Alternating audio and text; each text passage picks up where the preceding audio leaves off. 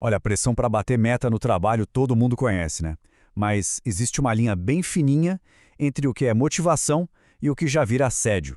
Hoje, a gente vai analisar um caso real da Justiça do Trabalho que mostra exatamente onde está essa linha. E isso, claro, serve de exemplo para todo mundo.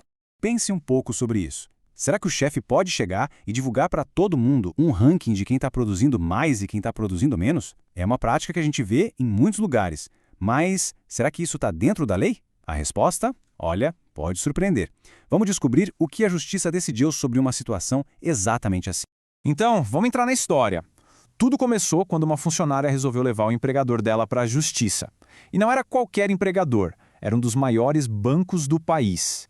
E aqui, gente, não é papo de teoria não, a gente está falando de uma briga judicial de verdade que aconteceu mesmo e que revela bem quais são os limites entre o que é gestão e o que já é assédio no dia a dia do trabalho. A coisa era séria, viu? O valor da causa já dava o tom da briga, mais de R$ 430 mil.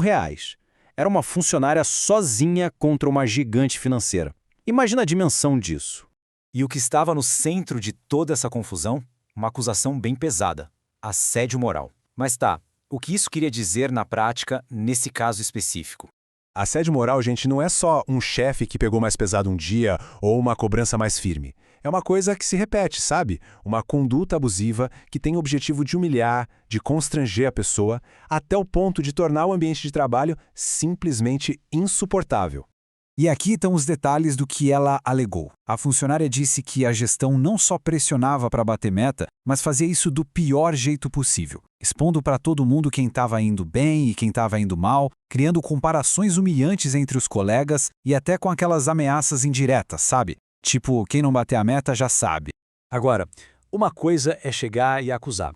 Outra, bem diferente, é provar isso na frente de um juiz, né? Então, qual foi a carta na manga dela? Como ela conseguiu convencer o tribunal? E aqui a história fica boa. A prova que decidiu tudo foi documental. A sentença do juiz menciona com todas as letras e-mails. E-mails da chefia com listas de produtividade, com o nome de cada funcionário e, claro, o nome dela estava lá. Era a prova concreta, preto no branco, um verdadeiro flagrante digital. E tem mais, o buraco era mais embaixo. Essa prática não era só antiética ou uma má gestão, era uma violação direta de uma regra que estava escrita num acordo com força de lei. Olha só o que dizia a Convenção Coletiva de Trabalho, a famosa CCT, na cláusula 39. O texto é cristalino, não dá para interpretar de outro jeito. Os bancos não exporão, publicamente, o ranking individual de seus empregados. Ou seja, o banco estava fazendo exatamente aquilo que o acordo proibia. Não tinha como negar. Bom, com as provas na mesa e uma violação clara do acordo, a justiça tinha que dar um veredito. E a decisão foi, digamos, bem direta ao ponto. De um lado, o banco provavelmente argumentou que, poxa, faz parte do trabalho deles gerenciar e monitorar a equipe. Mas a justiça bateu o martelo dizendo o seguinte: o problema não é acompanhar o desempenho, o problema é como isso é feito.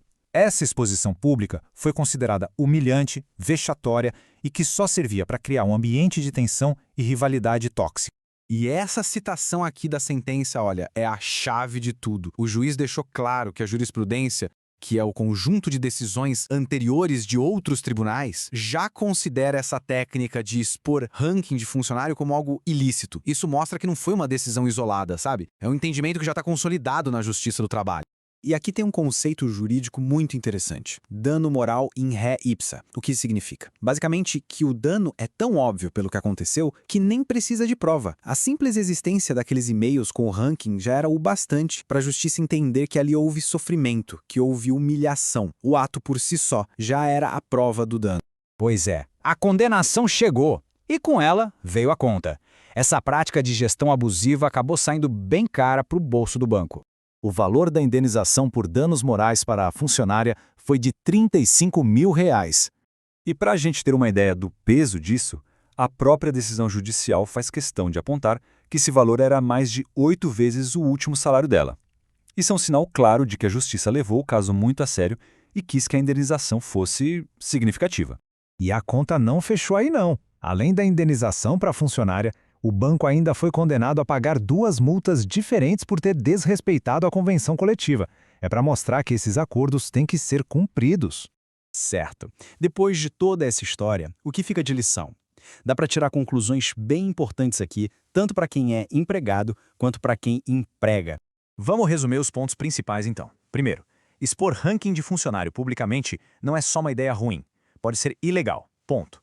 Segundo, convenções e acordos coletivos têm força de lei, não são só um pedaço de papel. Descumprir dá problema.